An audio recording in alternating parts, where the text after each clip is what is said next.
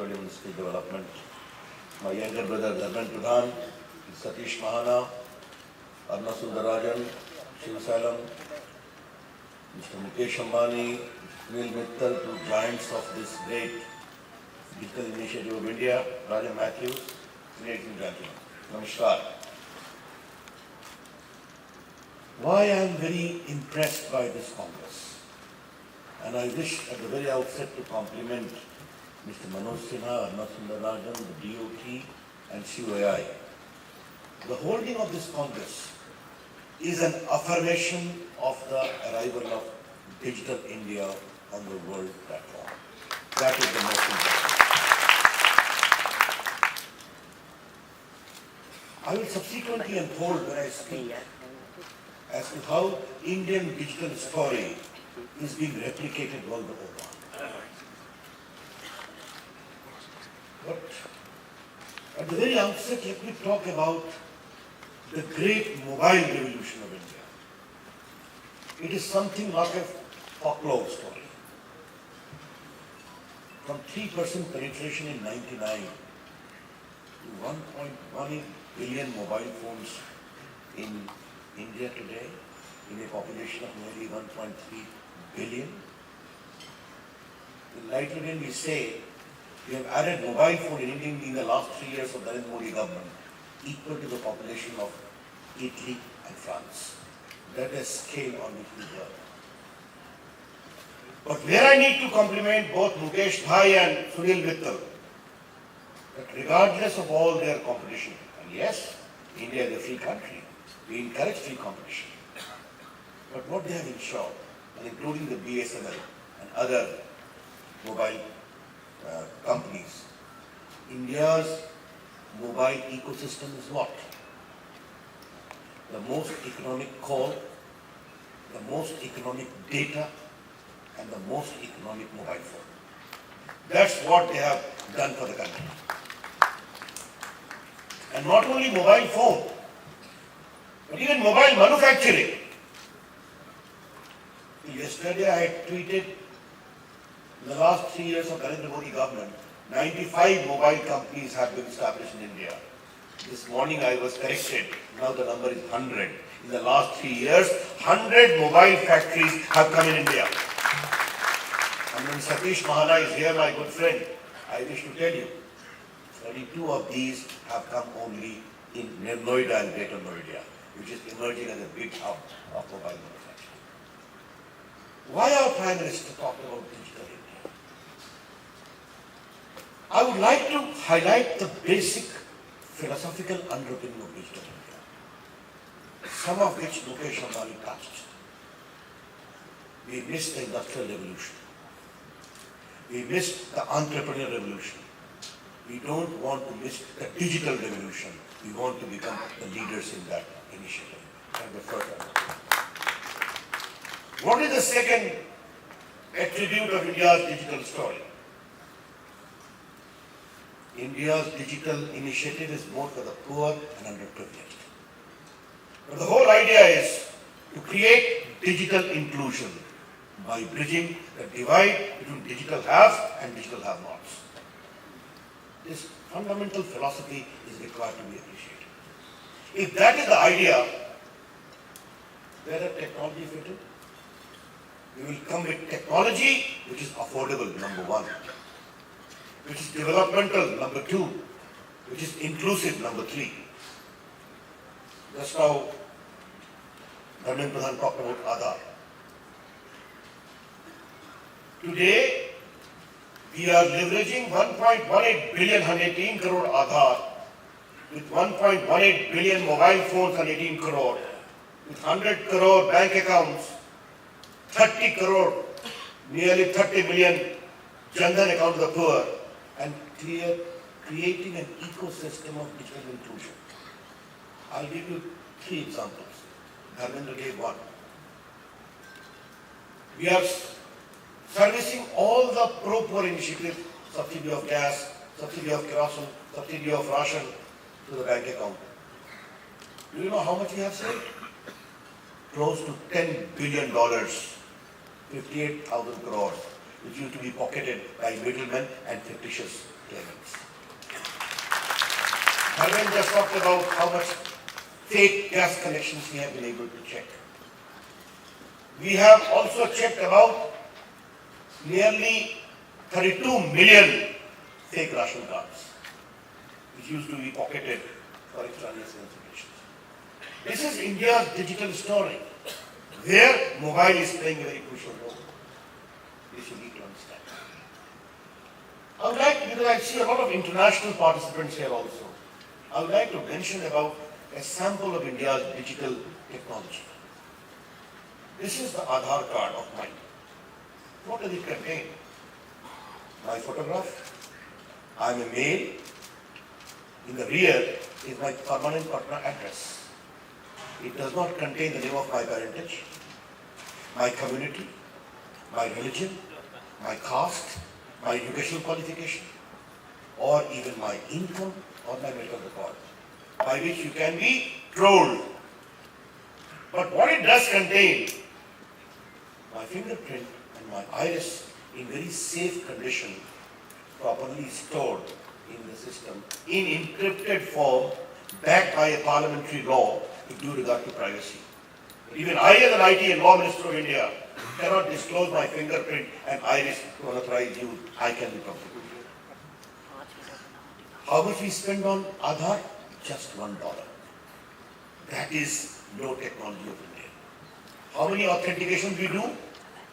60 million per day, 6 crores, without a single file.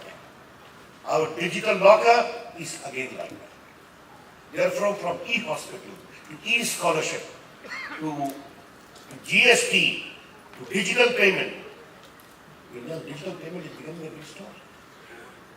Mobile is playing the central role, and therefore I need to compliment the extraordinary vision. I have to say one thing more.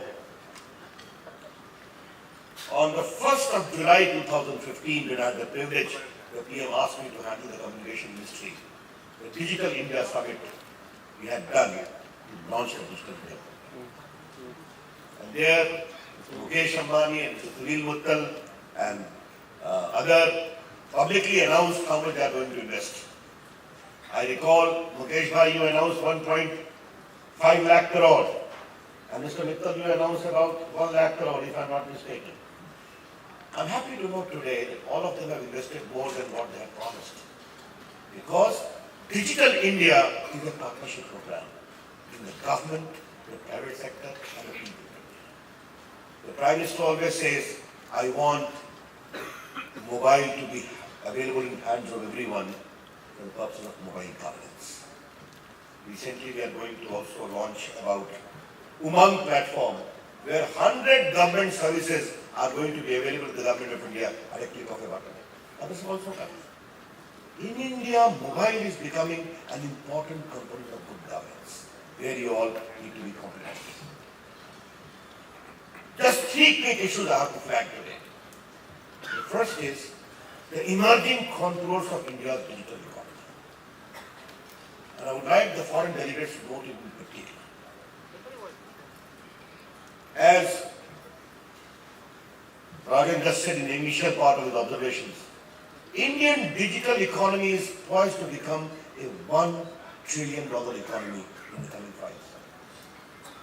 And what I mean by digital economy? By digital economy, I mean communication. I mean IT and IT-enabled services. I mean electronic manufacturing. I mean digital payment. I mean e-commerce. I mean cybersecurity. These are the contours of India's digital economy. I just talked about mobile manufacturing. Do you know the number? It was 60 million worth 3 billion in 14-15. Risen to 175 million mobile phone worth 14 billion in 16-17. I handle electronic ministry also. Likely to become 500 million mobile phone by 2020 worth 46 billion. As per studies, the digital payment itself is going to become a $500 billion industry in the coming 4 to 5 years.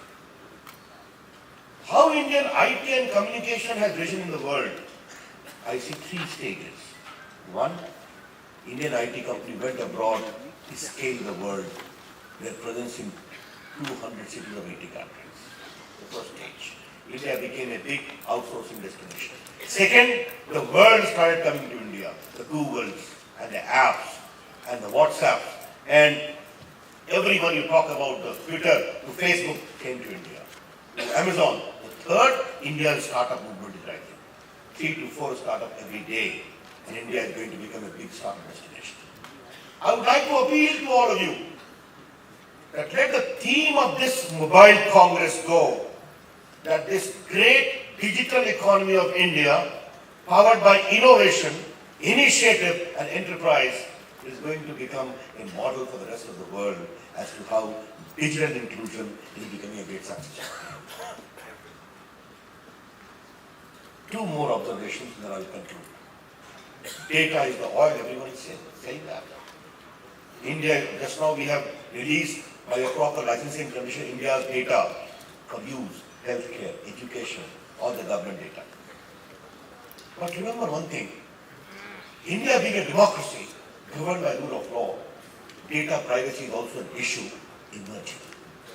The Supreme Court has also flagged that. I have set up a committee under a very eminent retired Supreme Court judge. And I am very clear about it. We have to have a balance between data availability, data utility, data innovation, data anonymity and data privacy. Again I repeat, data availability, data utility, data innovation, data anonymity and data privacy. So that the great innovation which India has done so well cannot be stopped at all.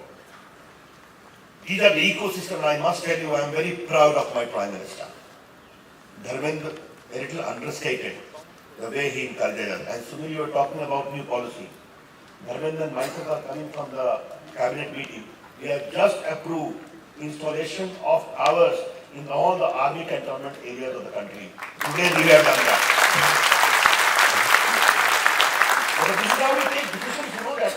We have approved that. Lastly, today I have to make certain announcements. With passage of time, we needed new policy. Aruna was secretary earlier in the IT. They had worked very well on many issues.